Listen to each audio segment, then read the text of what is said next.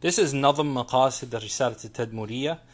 I'm not a big fan of Anzam, to be honest. But, you know, I mean, I got it from Maktabat al-Mu'ayyid, which no longer exists. But sometimes, you know, it'll give you, when you find Anzam like this, Manzumat, as they say, they'll give you like important principles from the book that are easy to memorize. Although I'm not a fan of memorizing long poems, as is the norm in certain cases.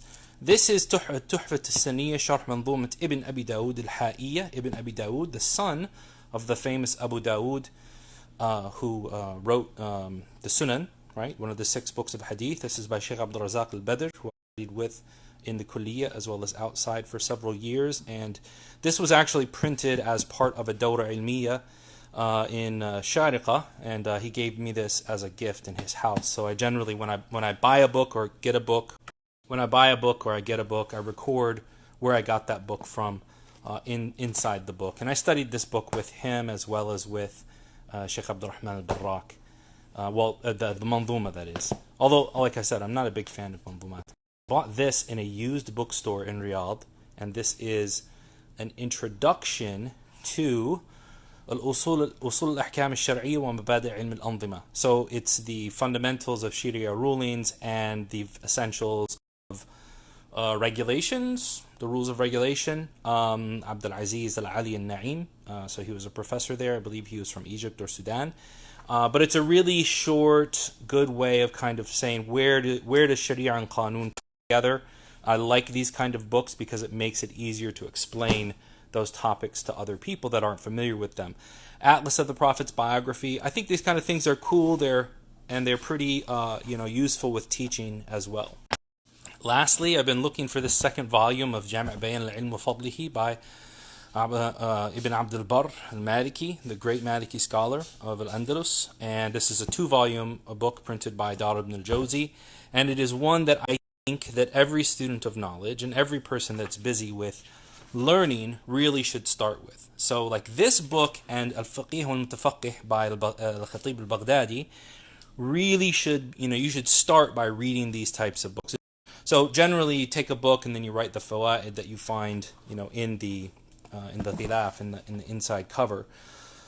I read this cover to cover along with that other book. I think that it's essential to get a sense of how knowledge was imparted and the etiquette that goes along with it in early generations. So that's this one box. We got all of this. I'll probably post more throughout the day.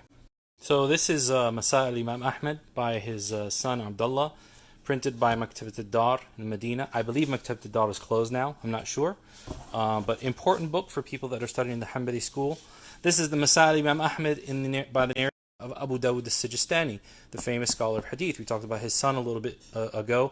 I believe I bought this book because this is from Maktabat ibn Taymiyyah in Egypt. But I remember buying this book along with my friend Abdullah Smith. We were out book shopping. Ru'us al-Masail al-Khilafiyya by Ibn Isa al-Abbasi. Now, this is a tahqiq of Abdul Malik al-Dahesh. Dahesh's books are just invaluable. Unfortunately, only in Mecca and didn't see wider distribution, but anytime you find his tahqiqat for Hanbali stuff, you should get it.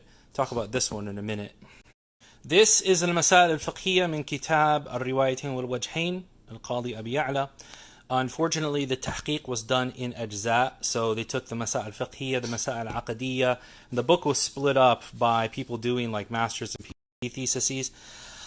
If anybody, I don't know if the book has been printed all together as one book now, but I really hope it has. And if it hasn't, and somebody wants to do tahqiq of an entire book, they should choose this book because it is very valuable. Wasail al-Ithbat by Sheikh Muhammad al-Zahili, rahmatullahi alayh. Very important book about evidence and chain of evidence and laws of evidence. This was very important for me during my master's thesis, and something that really takes the time to go through the differences between madhahib and modern methods of evidence. So, really important book. This is Sharh wal-Ibana by Ibn Battah al-Ukbari. Very important summarized book in Aqidah from the author of this very expansive book, which is in about 6-7 volumes. Also, the name of Al-Ibana, one of the early books of riwayah for Aqidah. So basically, he basically narrates everything that he came across in different areas of Aqidah in this book. So understanding kind of where the generations of Islam stood on issues is understood through these books of riwayah that show us what all of the different scholars of that time were talking about. This is Al-Muqni' fi Sharh Mukhtasar Al-Khiraqi. This is one of the earliest shuruh of Mukhtasar Al-Khiraqi, which is kind of like the Mukhtasar Al-Muzani for the Shafi'is, or Qadduri for the Hanafis. It's one of the earliest Mukhtasarat. This is by Ibn al-Banna. It has historical value, but the great thing about some of these early works is that you'll find they do istidlal with things that generally were overlooked because later scholars, especially from, say, the 8th to the 11th century, were really just like copy paste. So one of the great things of sticking to these old books is that you really saw the process behind how they did istidlal, how they used evidence. This is a book that was printed, I believe, once and was not printed again, and unfortunately when I bought this, it was a misprint, so there are like pages missing out of it, but it's essentially all of the adillah of Al-Muqni' by Ibn Qudama, all of the ahadith that are used as adillah by Ibn Qudama in Al-Muqni'. This is Masail al-Khilafiyya by Al-Ukbari. He is not the same Ukbari of Ibn Battah that we talked about. This is Abu al-Mawahib al-Faqih, but very important book for khilaf, and this is where you study the variances of opinion between scholars. This is Fath al-Bari, not Fath al-Bari by Ibn Hajar al-Asqalani. This is Fath al-Bari by Ibn Rajab al-Hanbali, the very famous Hanbali scholar, faqih, muhaddith, you name it. It's said that had he never written this book, Ibn Hajar would have never been able to write his book. He did not finish the book, however. I believe he passed away before finishing it.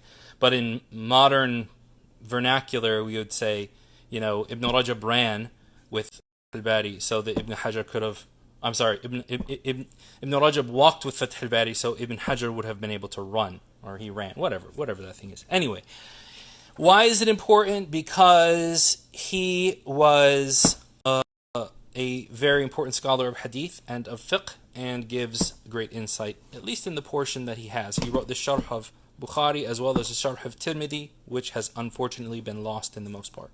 Okay, last bunch as I finish for today. This is Kitab al-Sharia by Imam al-Ajurri. Multiple volumes, another one of those books of narrations of the Salaf about i'tiqad, very important book. I did this with Shaykh Umar Fallata, rahmatullah alayhi, in the Haram. Not the famous older scholar, but his nephew who had the same name. And I also studied this with Shaykh Abu Bakr Thani of Nigeria in a private group. I believe we read almost the entire book. This is Mustafa al-Khin's Athar Ikhtilaf al-Fuqaha, or Athar al-Ikhtilaf al-Qawa'id al-Usuliyya fi Ikhtilaf al-Fuqaha. This is a very, very, very great book. I'm so happy that I finally got it in the boxes. My favorite diwan of all time, Diwan al-Farazdaq. Right after that, Diwan al-Hudhaliyin. Mujiz al-Balagha. This is by Ibn Ashur, yes, the famous Mufassir. Found these, small books printed by him. Found some of these smaller works by him printed in a book fair one time. Honestly, he has a bunch of articles and small tahqiqat and things like that were in Majalat al-Zaytuna, printed in Tunisia long time ago. But where are they? Allahu a'lam. So that would be a great project for somebody to do. This is Fiqh al-Lugha wa Sirr al-Arabiyya by Tha'alibi. I actually bought this book here in the United States. I believe I bought it in a bookstore off of Hillcroft here in Houston, or I bought it at the bookstore Richardson in Dallas, I can't remember, but it was one of the earliest books that I ever bought learning Arabic, and it is a goldmine of just learning neat vocabulary and the historicity or historical value of words. This is ضوابط صرف الأمر والنهي عن الوجوب والتحريم by Sheikh Khalid Shuja' al-Utaybi of Kuwait. He actually gave me some of the best advice ever when I started in the university. He was in Qism Usul al-Fiqh. Really indebted to the author for his excellent advice. And quite frankly, this is a very, very understudied topic in Usul al-Fiqh, and so very valuable work to have, printed by the university itself. This is Mu'jam al-Mustalahat الفقه مصطلحات والألفاظ الفقهية by عبد المنعم. Really valuable reference to have. It's about 3 volumes, and you know, any word that you want to understand in context, this is the place to start. I told you before about Kitab al-Riwayatain wal-Wajhain. Here's al-Masail al-Usuliyya. I believe Shaykh Sa'ud al-Khalaf did al-Masail al-Aqidiyya. So all of these books need to be like put together in one book, honestly.